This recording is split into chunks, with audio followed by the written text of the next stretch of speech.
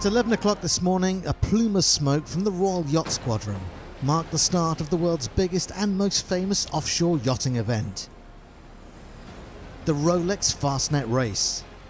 368 yachts from 29 nations embarking on a fabled 605 nautical mile challenge that demands skill, courage and endurance. Now in its 92nd year, this is one of sailing's most celebrated and historic races. Crowds lined the sunlit shoreline to witness the colourful spectacle as a diverse fleet got underway across 7 starts. Impressive maxes like Regata, CQS and Rambler 88 vying to be the first monohulls to cross the finish line in Plymouth. And sailing alongside them, yachts of all shapes and sizes, from as small as 30 feet to the classic entries. Double-handed to fully crewed, Corinthian and professional, all hoping to make sailing history by winning the Fastnet Challenge Trophy and Rolex timepiece, awarded to the overall winner of the race on IRC handicap. The fleet started their 605 nautical mile journey heading westward up the Solent to the famous Needles landmark. From here they will now continue along the south coast of England before crossing the Celtic Sea to round the Fastnet Rock ahead of the final leg back to Plymouth. The first finishers, led by the fastest multi-hulls, are forecast to arrive in Plymouth late on Tuesday morning. Join us again for more updates from the Rolex Fastnet Race. This morning at 05:55, Tony Lawson's 70-foot trimaran Concise 10 crossed the finish line in Plymouth to take the multi-hull line honours victory in the 2017 Rolex Fastnet Race. The elapsed time of 42 hours and 55 minutes was well outside of the race record. However, the multi-hull performed impressively, leading from the start and finishing some 200 nautical miles ahead of the nearest competitor. After leaving Cowes, the race record fleet faced a mix of brisk to light winds as they made their way along the south coast to Land's End, before the open passage across the Celtic Sea. The battle for monohull line honours has been contested by the 3 biggest yachts in the fleet, the 115-foot Regata, the high-tech CQS and George David's Rambler, with the American yacht currently coming out on top. Further back in the fleet, the smaller yachts have been endeavouring to stake their claim for the Fastnet Challenge Trophy, awarded to the overall winner on IRC handicap. But at dawn this morning, that overall lead was held by the biggest yacht in the fleet, Regata. As she approached the Fastnet Rock, the iconic landmark shone favourably down upon her.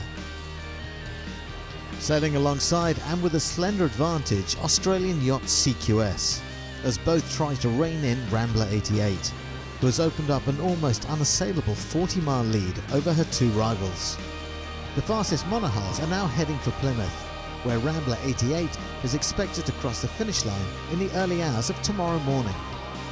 Join us again for more Rolex Fastnet race updates. Late last night, George David finally achieved his long-time personal ambition of winning line honours in the Rolex Fastnet Race, when his monohull racing yacht Rambler 88 crossed the finish line in a race time of 2 days, 9 hours and 34 minutes. We wanted to get line honors. I wanted that in 2007, and in 11, and in 15, and in 17, and we missed it. We were bridesmaid the first 3 times, and this time we actually got here first. I thought we had a pretty good chance to get here first when we started the race, so there was some dock talk that some other boats would be, if you like, getting us right at the end, but that didn't happen. Right from the start, Rambler looked like a force to be reckoned with. Well sailed and extremely powerful, she proved the swiftest of the monohulls and led the race from start to finish, despite the best efforts of her 2 nearest rivals CQS and Regata. Both finished behind Rambler in the early hours of the morning. The 50-foot American yacht Privateer currently leads the race for the overall title on handicap. But with the majority of the yachts still to finish, we'll have to wait and see how the remainder of this dramatic race unfolds before the overall winner of the Rolex Fastnet Race is declared. Join us again for more race updates.